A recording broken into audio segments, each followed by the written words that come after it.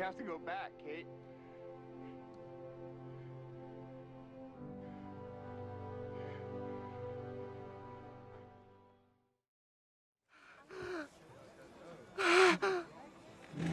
He's choking! Help the poor boy! Bienvenue à tous, curieux, amateurs de cinéma, cinéphiles. Aujourd'hui nous nous retrouvons autour d'un nouveau style de vidéo et aujourd'hui nous parlerons série, autour d'un nouveau format que j'ai décidé de nommer le Hey Best Cut. Il s'agit donc d'un top 8 qui portera sur le cinéma.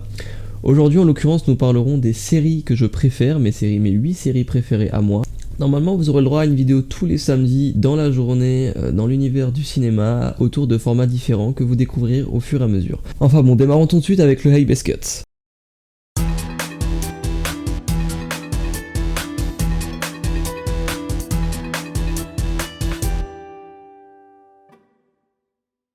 En 8ème position, nous partons dans le futur, plus exactement en 2384, c'est donc dans 250 ans, approximativement, je sais pas compter, ok? Non, je sais compter, mais vas-y, j'ai la flemme. Donc nous partons en 2384 dans la série Altered Carbon, et oui, on commence fort avec une très très bonne série, si vous l'avez pas vu, vous allez la voir tout de suite, ok?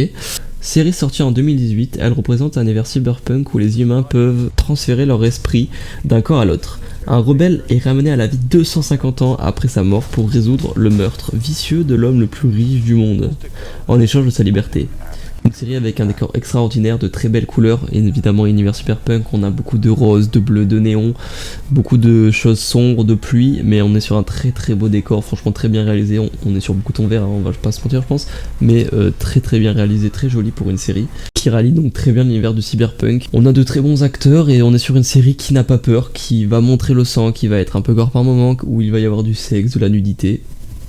On n'est pas sur une série pour enfants, mais on est sur une très bonne série qui dévoile tout. Et l'acteur principal est très très charismatique, comme regardez, on se met à côté, hop hop, c'est pareil, c'est la même personne. People like you are so stupid. I can now provide full guest amenities.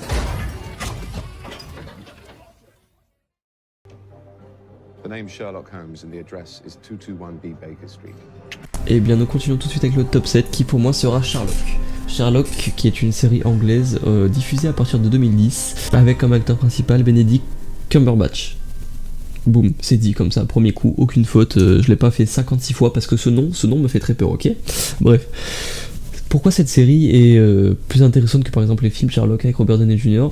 Moi ce que j'aime beaucoup c'est que l'univers donc de Sherlock a été repris énormément de fois. Et ce que j'ai beaucoup aimé dans cette adaptation libre des romans d'Arthur Conan Doyle, c'est qu'on est sur un univers contemporain, donc de nos jours, avec des personnages qui ont des histoires donc très récentes dans la vraie vie. On est sur un Watson qui a fait l'armée de nos jours, l'Afghanistan, etc. Donc on est vraiment sur quelque chose de concret, de réel, de récent. Et ça donne un autre tournant à la série, surtout qu'il ne faut pas oublier que la saison 2 a eu le droit à 2 prix. Et que nous avons donc 2 personnages principaux très très très bons dans leur domaine. On peut dire qu'on a de quoi s'en mettre plein les yeux et plein la tête vu la complexité de certaines énigmes. How fresh? Just in. 67 natural causes. Fine. We'll start with the riding crop. Pour le top 6, nous parlerons de Daredevil. Daredevil qui est une série qui a été diffusée sur Netflix à partir de 2015, dotée de 3 saisons, montrant la vie de Matt Murdock, alias Daredevil, qui vit à New York, dans le quartier de Hell's Kitchen, qui va tout faire pour protéger donc sa ville, la rendre la plus sécurisée, la plus safe possible. On reste sur l'anglais quand on a du mal avec le français, ça me paraît pas mal. Et oui, enfin, nous retrouvons Daredevil, personnage qui a été massacré par Mark Steven Johnson, plutôt, ouais, en 2003. Désolé Ben Affleck, mais Charlie Cox est un bien meilleur Daredevil que toi. Même si c'est pas entièrement ta faute. Rien que pour ces combats extrêmement bien réalisés qui donnent l'impression d'être réels, la performance des acteurs qui est plus qu'intéressante, les plans séquences de fou qu'on peut avoir dans chaque saison, et puis même tout simplement il faut voir cette série, d'accord? Il y a 3 saisons, il n'y a pas beaucoup d'épisodes, elle est vraiment très bien, allez la mater sur Netflix.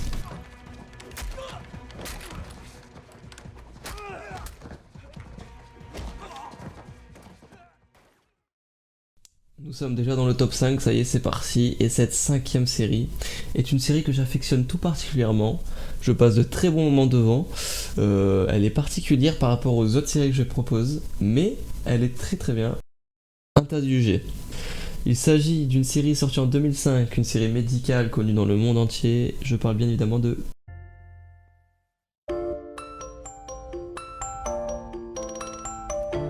Nobody knows where they might end up. Nobody knows.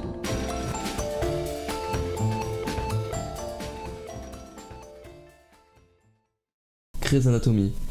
Série reliant humour, action, suspense, romance, parfaitement bien. Voilà, j'adore cette série, vraiment, je la trouve très bien. On peut y retrouver énormément de personnages qui ont eu le droit tous à leur lot d'aventures, à leur lot de scénarios, vraiment très intéressant. Si on n'aime pas un personnage, eh bien c'est pas grave parce qu'il y en a tellement et ça change, ça tourne en vrai. Donc ce côté-là est très intéressant dans cette série. En plus de ça, quelque chose qui me plaît énormément déjà, c'est qu'on est sur une série qui se dit réaliste, puisque pour 90% des opérations, on a des chirurgiens, de vrais médecins qui viennent assister au tournage pour vérifier si c'est bien fait, pour vérifier si c'est bien fait en fait. Donc on est sur une série médicale bien réalisée. On a une série qui essaie de se rendre le plus réel possible en étant le plus proche de la réalité, les événements qu'on peut y voir. Autant on a pu avoir des épisodes en rapport avec le Covid, ou même quand il y a eu des feux ou quoi, ce genre de choses. Enfin bref, ils essayent de suivre la réalité de nos jours pour vraiment attirer le spectateur. Et moi j'aime beaucoup cette série.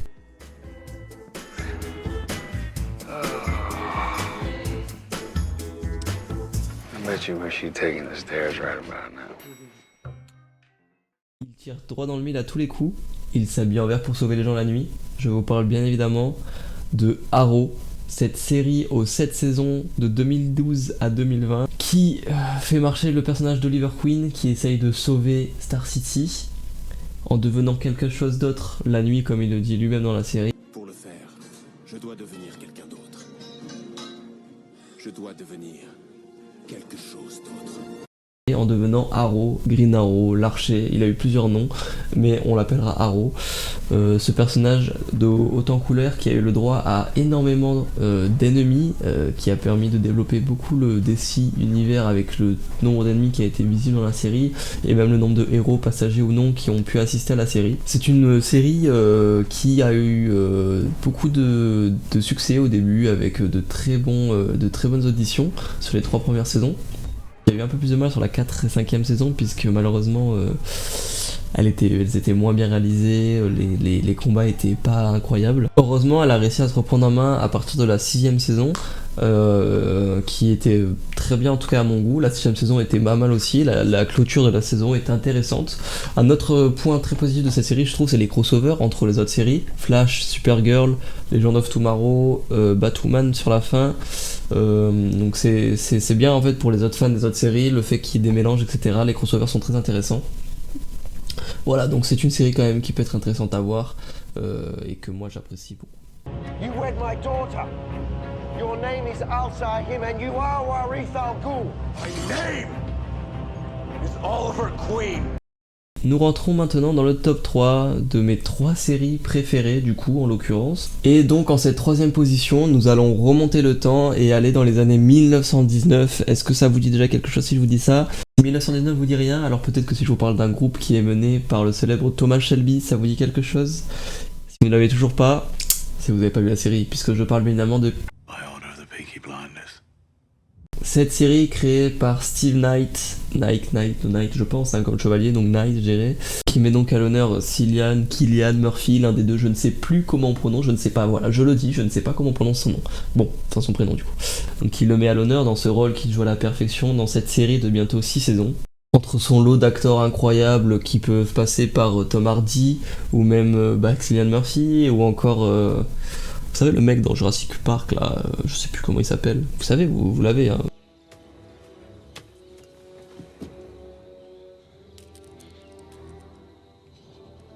Mais en vrai je connais normalement les noms, hein. Je sais pas pourquoi là j'ai du mal. On peut même parler des décors qui sont hyper réalistes, de l'ambiance de la série en général, qui la rend vraiment incroyable. C'est une série qu'il faut voir vraiment, c'est une série en or. L'intrigue, l'action, les rebondissements sont vraiment les maîtres mots de cette série et donnent vraiment un charme tout particulier à cette série, vraiment. On s'y attache, on s'y accroche et on veut savoir la suite. Voilà, et ça c'est quelque chose qu'on attend dans les séries et là on a vraiment envie de savoir la suite. Today, this is my fucking wedding day. Yeah, and you said there'd be no bloody uniforms. Nevertheless, John, despite the bad blood, I'll have none of it on my carpet. Now, for Grace's sake, nothing will go wrong. Pour le coup, le top 2 peut vous sembler très étrange, puisqu'on est vraiment sur on est vraiment sur ma deuxième meilleure série de tous les temps que j'ai pu voir, et je peux vous dire que ça en a brassé de la série. Mais n'oublions pas qu'on se base sur mes goûts personnels, je ne juge pas du tout, c'est vraiment un jugement sur mes goûts à moi et pas sur l'intégralité de la série, sur ce qu'elle vaut réellement comparée aux autres. Mais donc pour moi cette série sera Person of Interest, une série que j'aime vraiment beaucoup, c'est vraiment ma série coup de cœur de quand j'étais petit et que j'ai gardé en coup de cœur depuis tout ce temps, puisque l'histoire, toute l'intrigue est quelque chose qui m'intéresse beaucoup, mais nous en parlerons plus tard dans une prochaine vidéo, puisque j'aime cette série. On parle tout de même d'une série qui a été réalisée par le frère de Christopher Nolan. Donc Christopher Nolan, on sait très bien qui c'est. Eh bien, c'est son frère le réalisateur, Jonathan Nolan, produite par J.J. Abrams, qu'on n'a plus besoin de présenter non plus, je pense. Donc on a déjà un producteur et un réalisateur qui sont vraiment pas trop mal, de très bons acteurs pour moi qui sont pas très connus mais qui sont très bons dans leur genre. Pour moi c'est une série qui a su faire ses preuves pendant ses 5 ans d'existence, puisque oui elle a 5 saisons qui auraient pu être prolongées, mais malheureusement elle a dû être coupée. Voilà, c'est comme ça, c'est la vie. Mais vraiment la mise à l'honneur des attentats et de notre monsieur Big Brother qui surveille le monde est très intéressante, puisqu'elle dénonce beaucoup de choses dans la société actuelle, de manière subtile. Si on les comprend, on peut les voir. C'est pourquoi c'est pour moi une série qu'il faut regarder au moins une fois dans sa vie, puisque vraiment elle a un genre très particulier, même si ça reste une série policière différente. Je vous la conseille fortement si vous l'avez pas vue. Malheureusement elle est disponible sur aucune plateforme en France, donc c'est du téléchargement. Voilà, comme vous le sentez. Looks like I underestimated your popularity. Let's move. No point. The guy who's coming after me, your man won't be able to stop him. Nous arrivons déjà sur le terme de cette vidéo, il ne reste plus que le top 1 et c'est fini, la vidéo sera finie. Donc pour cela, déjà je vous remercie beaucoup pour ceux qui sont encore là sur cette vidéo en train de la regarder. N'hésitez pas à lâcher votre meilleur like pour montrer que cette vidéo vous a plu et que vous en voulez d'autres. Et si vous voulez suivre mes aventures qui continueront tous les samedis au minimum, une fois par semaine donc, n'hésitez pas à vous abonner, à activer la cloche si ça vous chante, mais au moins vous abonner, ce serait déjà beaucoup pour moi. Votre meilleur commentaire si vous avez quelque chose d'intéressant à me dire par rapport à la vidéo ou quoi. Et voilà, donc à samedi prochain. Et je finis quand même la vidéo hein, parce que ça se répète de rater le top 1 hein, parce que le top 1 voilà, bon hein, il dépote. Donc c'est parti pour le top 1. Oui, je sais, le plan de caméra arrête pas de bouger. Enfin, si vous avez pas remarqué, mais voilà, je le dis. Bon, je vous ai dit que j'allais dire le top 1, mais en fait finalement j'ai réfléchi. Et avant le top 1, je vais quand même vous faire quelques mentions honorables de séries que j'ai surkiffé, mais que je n'ai pas mis dans ce top 8, mais qui méritent quand même d'être citées pour moi, qui méritent d'être vues en tout cas. En premier lieu, je vais parler de Doctor Who. Doctor Who, pour ceux qui ne savent pas, c'est une série qui existe depuis maintenant très longtemps, mettant à l'honneur donc le Docteur, qui a été joué par plusieurs acteurs depuis ces années. C'est le principe de la série, changer d'acteur principal régulièrement, on aime ou on n'aime pas. Voilà, c'est une série donc SF qui parle donc d'un mec qui est dans une cabine téléphonique qui est très très grande à l'intérieur, mais à l'extérieur c'est une cabine téléphonique et qui peut voyager dans le temps. En gros c'est ça, voilà, et donc il y a des monstres, tout ça, il va avoir des compagnons. C'est une série très intéressante qui est vraiment très bien tournée, une série anglaise si je dis pas de bêtises, que j'aime beaucoup, donc mention honorifique.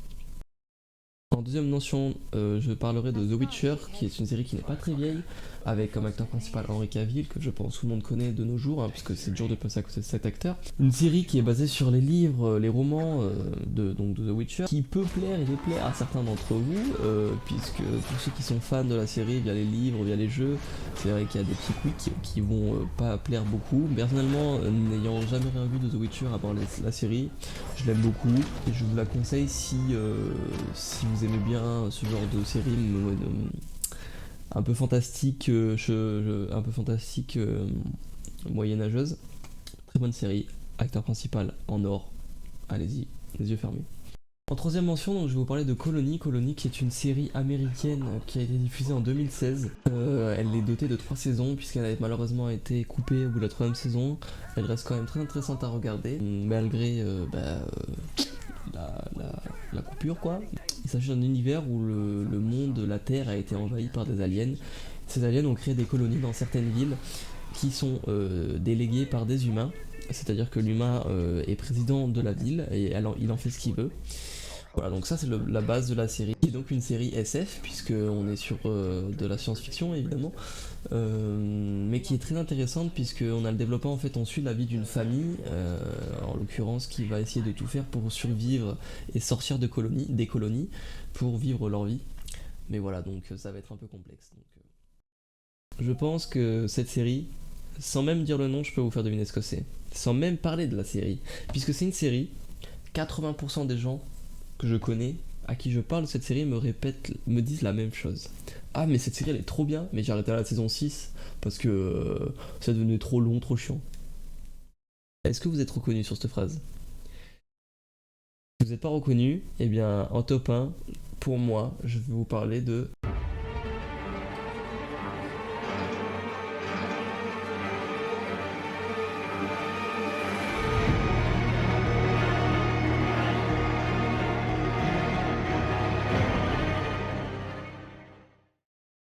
The Walking Dead. C'était bien fait le The Walking Dead. Il y avait un truc. Bref, je vais vous parler donc de The Walking Dead. Série phare du monde apocalyptique zombie. Je pense qu'il n'y a vraiment plus besoin de la présenter. Il faut vraiment vivre dans une grotte pour pas connaître au moins le nom The Walking Dead. Cette série a explosé tout. Vraiment, elle est incroyable. Cette série qui dépense plus d'argent dans le sang, dans les globomines, plutôt que dans le salaire des acteurs. Et oui. En tout cas, à l'époque, c'était le cas. Il y avait eu, je me souviens, un reportage là-dessus. C'était assez rigolo. Série qui a tellement fonctionné, qui a tellement plu qu'elle possède 2 spin-offs, Fear the Walking Dead and Beyond. Et j'ai dit End au lieu de dire et. Vous avez vu un peu comment je suis anglais, c'est ouf. Non, elle possède du coup Fear the Walking Dead et Beyond the Walking Dead, il me semble, si je dis pas de bêtises. Ainsi que 3 films en préparation sur Rick Grimes, Rick Grimes qui est l'acteur principal de The Walking Dead à la base. Faut tomber mon stylo. Ce que j'apprécie énormément dans cette série, ce qui peut paraître étrange, mais que moi j'apprécie énormément, c'est qu'on a un très gros lot de personnages. Vous avez compris que j'aimais bien les séries avec les gros lots de personnages? Hein? Non, oui, ok, bref. On a un très gros lot de personnages, mais ce qui est plaisant, c'est que on ne sait jamais combien de temps ils vont rester. C'est très dur de s'attacher à un personnage, parce que quand s'y attache, on sait très bien que s'il faut, dans 3 jours, il est mort, quoi. Genre vraiment, c'est comme ça disparaît, comme ça revient. Et c'est très plaisant de se dire qu'on n'est pas dans un Marvel. J'adore les Marvel, hein. Mais on n'est pas dans un Marvel en se disant, bon, on sait très bien comment ça va finir, le méchant va mourir, et tous les gentils vont rester en vie, à part le plus nul, tu vois. Alors que là, c'est pas du tout le cas. Un acteur principal peut très bien mourir quand s'y attend le moins. Extrait. Je l'ai trouvé.